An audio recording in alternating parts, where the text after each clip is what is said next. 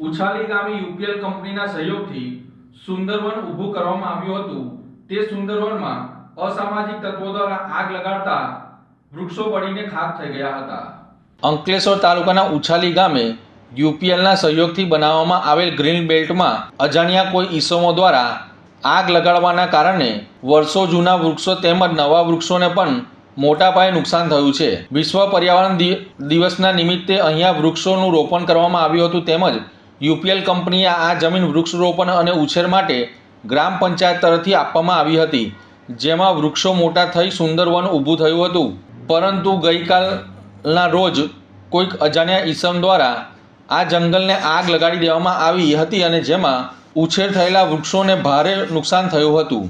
આની માવજત માટે યુપીએલ કંપની પાસે સુરક્ષા માટે કાંટાની તારની વાડ બનાવવાની હતી તેમજ સિંચાઈ વ્યવસ્થા પણ કરી હતી, જેના પરિણામે સુંદરવન ઊભું થયું હતું, જે હાલ આગ લાગવાથી તેનો નાશ થયો છે, જેનું અમે સંલગ્ન વિભાગો તેમજ જેવા કે વન વિભાગ, પંચાયત કચેરી, મામલતદાર સાહેબ તેમજ યુપીએલને પણ જાણ કરવામાં આવી છે।